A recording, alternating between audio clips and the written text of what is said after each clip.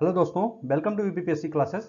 UPPSC classes में मुगल काल की जो सीरीज आ रही थी, पूर्ववर्ती मुगल काल में बाबर, हुमायूं, अकबर, जहांगीर, और आज हमारा जो टॉपिक है शाहजहां का टॉपिक है। तो शाहजहां तक पहुंच चुके हैं। इसके बाद में औरंगजेब का टॉपिक आ जाएगा। तो पूरा लगभग समाप्त हो जाएगा पूर्ववर्ती मुगल काल। इसके बाद में आ जाएगा हमारा उत्तरवर्ती मुगल काल। तो दोस्तों, यूपीपीएससी क्लासेस को आपने सब्सक्राइब नहीं किया है तो सब्सक्राइब कर लीजिए और बेल आइकन को प्रेस कर दीजिए ताकि वीडियो की अपडेट आपको प्राप्त होती रहे।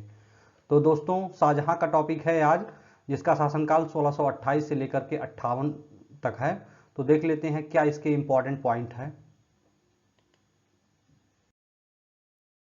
शाहजहां, जिसका शासनकाल 1628 से लेकर 58 ईस्वी तक है। जन्म की बात की जाए तो इसका जन्म 1592 ईस्वी लाहौर में हुआ था।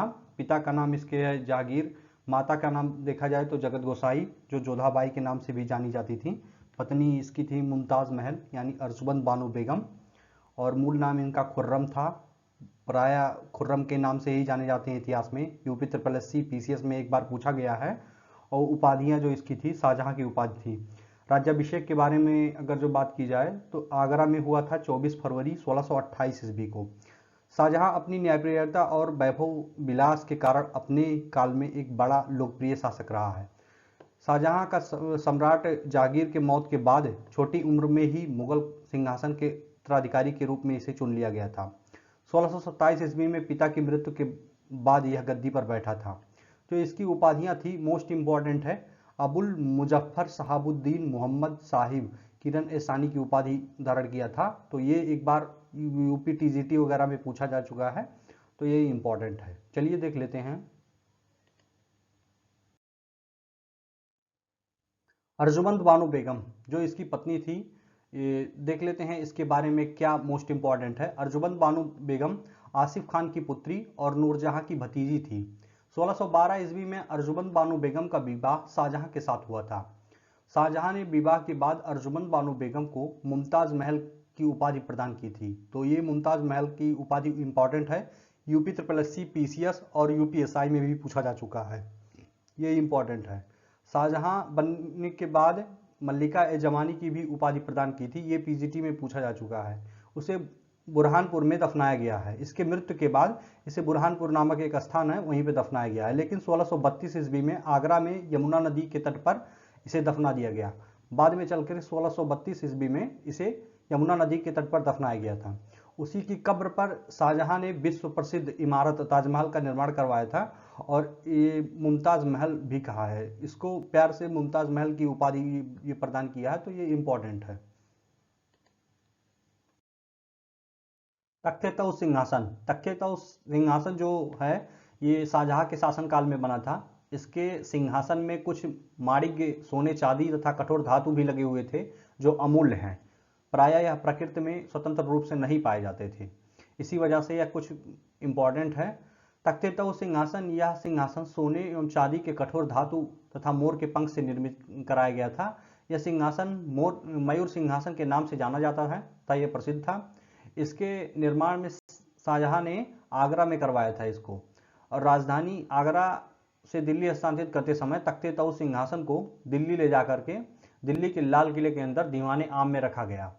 और 1739 ईस्वी में नादिर शाह के जब आक्रमण होता है, उस समय वो नादिर शाह आता है और सिंहासन को उठाकर ले चला जाता है। तो ये इतनी बात इंपॉर्टेंट है। चलिए देख लेते हैं नगर के बारे में। शाहजहां ने दिल्ली में शाहजहानाबाद नगर बसाया था और उसी नगर में लाल किला का निर्माण करवाया था। 1608 ईस्वी में आगरा से हस्तांतरित करके दिल्ली राजधानी बनाया था। तो ये इंपॉर्टेंट है। इतना पॉइंट आप जानते रहिए कि दिल्ली को राजधानी कब बनाया गया था, एक बार पीसीएस में पूछा जा चुका है। और ये शाहजहानाबाद नगर की स्थापना UP triple S C, UPSI, PCS all examination में पूछ चुका है। तो चलिए देखते हैं इंपॉर्टेंट पॉइंट। प्रायः शाहजहां के शासनकाल में भी ग्रंथों की रचना की गई थी, जो इंपॉर्टेंट है। प्रायः रसगंगा ये नामक ग्रंथ की रचना की गई थी। चलिए देख लेते हैं इंपॉर्टेंट पॉइंट। शाहजहां के दरबारी कवि पंडित जगन्नाथ थे। उन्होंने गंगा लहरी और एवं रसगंगा नामक ग्रंथ की रचना की थी। शाहजहां ने पंडित जगन्नाथ को महाकवि राय की उपाधि प्रदान किया था। यह एक बार पीजीटी में पूछा गया है। तो ये इंपॉर्टेंट है, इसको आप चाहें तो नोट कर सकते हैं। संगीतकार तानसेन को भी गुड़ समुद्र की उपाधि प्रदान किया गया था। यह अकबर के ही शासनकाल से तानसेन रहे हैं, तो इसी वजह से इनको गुड़ समुद्र की उपाधि प्रदान किया था। ये महान संगीतज्ञ भी हैं, तो ये मोस्ट इंपॉर्टेंट हो जाएगा। चलिए देख लेते हैं, शाहजहां के शासनकाल में भी विद्रोह, काफी विद्रोह हुए थे, तो चलिए देख लेते हैं एक एक करके उनके विद्रोहों को। बुंदेलखंड का विद्रोह। वीर सिंह बुंदेला के पुत्र जुझार सिंह ने प्रजा पर कड़ाई करके बहुत सा धन एकत्रित कर लिया था। उस समय एकत्र धन को जांच न करने के कारण शाहजहां ने उसके ऊपर 1628 ईस्वी में आक्रमण कर देता है। प्रायः 1629 ईस्वी में जुझार सिंह ने शाहजहां के सामने आत्मसमर्पण कर माफी मांग लिया था और लगभग 5 वर्ष की मुगल वफादारी के बाद जुझार सिंह ने गोंडवाना पर आक्रमण कर वहां के शासक प्रेम नारायण की राजधानी चौरासीगढ़ पर अधिकार कर लिया था। औरंगजेब के नेतृत्व में एक विशाल मुगल सेना ने जुझार सिंह को परास्त कर भगत सिंह के लड़के देवी सिंह को ओरछा का शासक बना दिया। तो इतना पॉइंट मोस्ट इंपॉर्टेंट है। और इस तरह से ये बुंदेलखंड में विद्रोह समाप्त हो गया था। लगभग 1635 ईस्वी तक ये चला है। चंपत राय एवं छत्रसाल को महोबा के शासकों ने बुंदेलों का जो संघर्ष है ये जारी रखा था। प्राय ये संघर्ष एक बहुत बड़ा संघर्ष था, तो ये इसी वजह से यहाँ इतिहास में रचित हुआ है। चलिए देख लेते हैं इसके इंपॉर्टेंट आगे का जो विद्रोह हुआ था उसको भी देख लेते हैं। खानेजहां लोदी का विद्रोह 1628-29 में किया गया था। मुगल दरबार में सम्मान न मिलने के कारण अपने को असुरक्षित महसूस कर खानेजहां अहमदनगर के शासक मुर्तजा निजाम शाह के दरबार में पहुंचा। निजाम शाह ने उसे पीर की जागीरदारी इस शर्त पर प्रदान की थी कि वह मुगलों के कब्जे से अहमदनगर के क्षेत्र को वापस कर दे। प्रायः 1629 ईस्वी में शाहजहां के दक्षिण पहुंच जाने पर खानेजहां को दक्षिण में कोई सहायता न मिल सकी, अतः निराश होकर उसने उत्तर पश्चिम की ओर भागना पड़ा। अंत में बादा जिले के सिहौदा नामक स्थान पर माधो सिंह द्वारा उसकी हत्या कर दी गई थी। इस तरह 1631 ईस्वी में खानेजहां का विद्रोह समाप्त हो गया था। यह विद्रोह प्रायः 1628 ईस्वी से लेकर के 1631 ईस्वी तक चला। यह एक बहुत बड़ा विद्रोह था। तो इससे शाहजहां प्रभावित नहीं हुआ था, लेकिन यहाँ इतिहास में इसके बारे में जाना जाता है। विद्रोहों में एक चर्चित विद्रोह रहा है। यह एक बार पीसीएस में पूछा जा चुका है। तो चलिए देख लेते हैं इंपॉर्टेंट पॉइंट। प्रायः इसमें पुर्तगालियों का भी विद्रोह हुआ है एक बार, 1630-32 ईस्वी में हुआ है। पुर्तगालियों के बढ़ते प्रभाव के कारण यहाँ पे एक विद्रोह हुआ गया था। इसी पुर्तगालियों के विद्रोह को ही समाप्त करने का उद्देश्य ने शाहजहां ने 1632 ईस्वी में इनके महत्वपूर्ण व्यापारिक केंद्र हुगली पर अधिकार कर लिया था।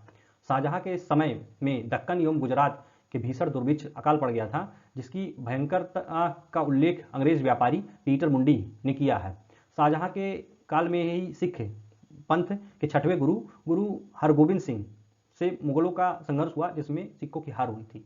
तो यह इंपॉर्टेंट पॉइंट है। ये गुरु हरगोबिंद सिंह सिखों के छठवें गुरु, ये पूछा गया है UP PCS all one day examination में भी पूछा गया है। यूपीएसआई यूपीपी सब जगह ये मोस्ट इंपॉर्टेंट है, ये भी पूछा गया है। और अंग्रेजों की जो व्यापारिक कोठी थी ये हुगली स्थापित की गई थी।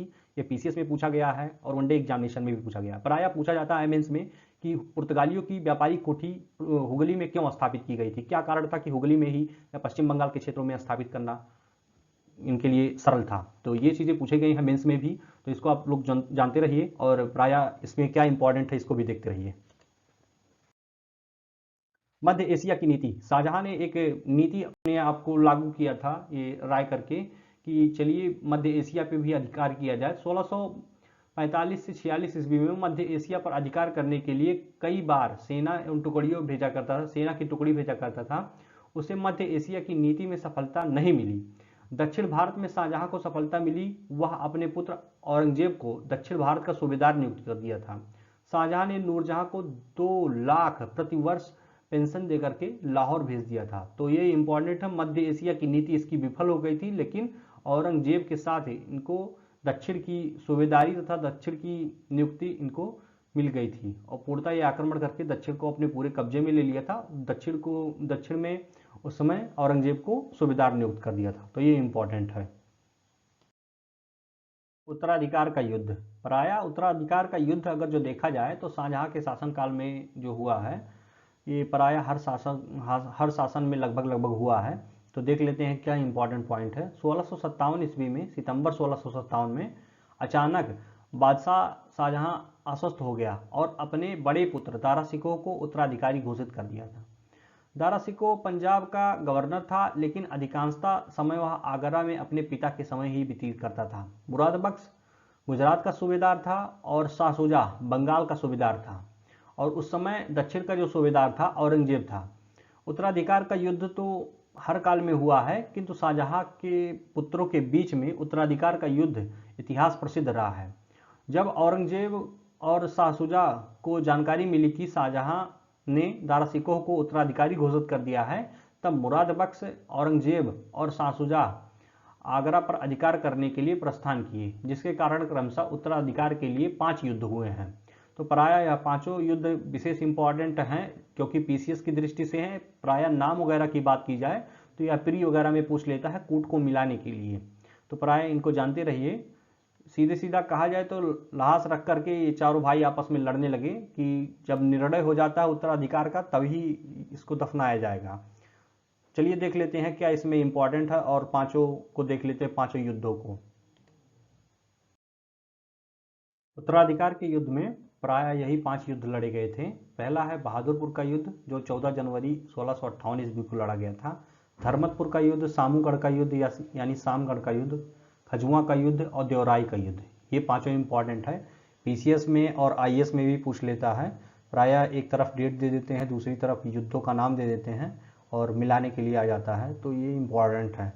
प्रायः जो पूछा जाता है, बहादुरपुर का युद्ध 14 जनवरी 1658 ईस्वी को लड़ा गया था। इसमें शाह शुजा और सुलेमान शिकोह था।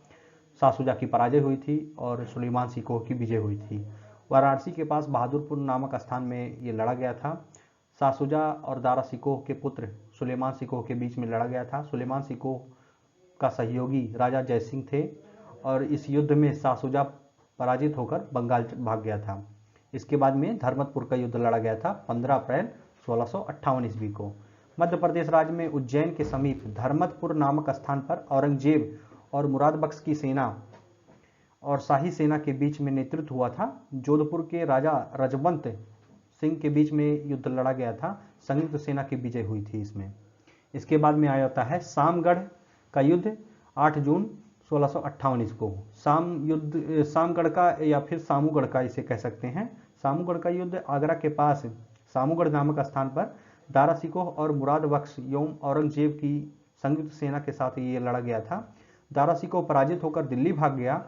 औरंगजेब ने आगरा पर अधिकार कर लिया और अपनी स्थितियों को मजबूत कर शाहजहां से मिलने जा रहा था, तो ये इंपॉर्टेंट हो जाएगा। इसके बाद में खजुआ का युद्ध लड़ा गया था 5 जनवरी 1659 ईस्वी को, तो ये इंपॉर्टेंट है। यह औरंगजेब और शाह शुजा के बीच में लड़ा गया था। तो इसमें क्या हुआ था, औरंगजेब की विजय हुई थी और शाह शुजा की पराजय हुई थी। इसके बाद में देवराई का युद्ध लड़ा गया था 13 मार्च 1659 ईस्वी को। देवराई के युद्ध में एक तरफ था औरंगजेब, दूसरी तरफ था दारा शिकोह। प्रायः दारा शिकोह की पराजय हुई थी। यह देवराई नामक स्थान पर लड़ा गया था आजमेर में, तो यह इंपॉर्टेंट हो जाएगा। इसके बाद में यहाँ पे नोट करके मैंने लिख दिया है, कुछ इंपॉर्टेंट है। पादशाहनामा को शाहजहां के शासनकाल का एक प्रमाणिक इतिहास माना जाता है। इसमें शाहजहां के संपूर्ण वृत्तांत लिखा हुआ है। पादशाहनामा यह इंपॉर्टेंट है, शाहजहां के शासनकाल की रचना के नाम जो पूछता है, तो इसके इतिहास का जानने के लिए, शाहजहां के इतिहास को जानने के लिए पादशाहनामा एक ही इंपॉर्टेंट ग्रंथ है। तो प्रायः इसी से क्वेश्चन पूछे जाते हैं और यह एक बार पीसीएस में पूछा जा चुका है। तो चलिए देख लेते हैं नेक्स्ट पॉइंट। शाहजहां की मृत्यु। शाहजहां 8 वर्ष तक आगरा के किले में शाहबुर्ज में कैद रहा और उसका अंतिम समय बड़े दुख और मानसिक क्लेश में बीता था। उस समय उसकी प्रिय पुत्री जहां आरा उसकी सेवा के लिए साथ रही। उसकी सेवा के लिए जहां आरा कभी कभी आगरा में आया करती थी और उसके किले में आकर के उसकी निगरानी तथा उसकी सेवा भी करती थी। शाहजहां उन वर्षों में अपने वैभवपूर्ण जो जीवन का स्मरण करते हुए बिताया था। उसने जो वैभवपूर्ण जीवन पहले व्यतीत किया था वही स्मरण करते बिताया था और ताजमहल को अपने अश्रुपूरित नयनों से देखा करता था। अंत में जनवरी 1666 ईस्वी में उसका देहावसान यानी डेथ हो गया था। उस समय उसकी आयु 74 वर्ष थी। उसे उसकी प्रिय बेगम के पार्श्व शरीर यानी ताजमहल में ही दफनाया गया है। तो यह इंपॉर्टेंट हो जाएगा। इसके बाद में आ जाते हैं शाहजहां के क्या क्या कार्य किए गए थे, तो कार्य से भी इंपॉर्टेंट हो जाता है, कार्य से भी क्वेश्चन पूछे जाते हैं तथा इसकी उपलब्धियों के बारे में। चलिए जान लेते हैं। शाहजहाँ के कुछ कार्य, जो शाहजहाँ के कुछ कार्य हैं इंपॉर्टेंट हैं, जो परीक्षा में पूछे जाते हैं, परीक्षा दृष्टि से हैं। सिजदा और पैबोस की प्रथा को समाप्त कर दिया था। झुक के प्रणाम करने के लिए तथा पगड़ी उतार के भी नमस्ते किया जाता था हाथ से, तो इस प्रकार से ऐसे किया जाता था। यही सिजदा और पैबोस की प्रथा थी, इसी को समाप्त किया था। इलाही समोद के स्थान पर हिजरी समोद का प्रयोग किया गया था, यही इंपॉर्टेंट है, एक बार पीसीएस में भी पूछा गया है। गौहत्या पर प्रतिबंध लगाया था और हिंदू को मुस्लिम दास रखने पर भी प्रतिबंध लगाया था। अपने शासन के 7वें वर्ष तक आदेश जारी किया, जिसके अनुसार अगर कोई हिंदू स्वेच्छा से मुसलमान बन जाए तो उसे अपने पिता की संपत्ति का हिस्सा प्राप्त होगा। तो यह सब इम्पोर्टेंट दिया गया है। ऐसे ही पुर्तगालियों से युद्ध का खतरा होने पर उसे आगरा के गिरजाघर को भी तोड़वा दिया था इस समय, और पुर्तगालियों का जब खतरा हुआ था जाकर के पुर्तगालियों का भी दमन किया था, पुर्तगाली विद्रोह कर दिए थे इसी के शासनकाल में। मुगलकालीन स्थापत्य एवं वास्तुकला की दृष्टि से शाहजहां ने अनेकों भव्य इमारतों का निर्माण करवाया था, जिस कारण उसका शासन मध्यकालीन भारत का इतिहास का स्वर्णकाल कहा गया। तो यह इंपॉर्टेंट है, कई प्रकार के किला तथा मुगल स्थापत्य कला का भी विकास हुआ था इसके शासनकाल में। तो प्राय यह सब इम्पोर्टेंट रहा है। तो दोस्तों, यूपीपीएससी क्लासेस को आपने अभी तक सब्सक्राइब नहीं किया है तो सब्सक्राइब कर लीजिए और बेल आइकन को प्रेस कर दीजिए ताकि वीडियो की अपडेट आपको प्राप्त होती रहे। दोस्तों, ये चैनल नया है, थोड़ा सपोर्ट करिए। धन्यवाद।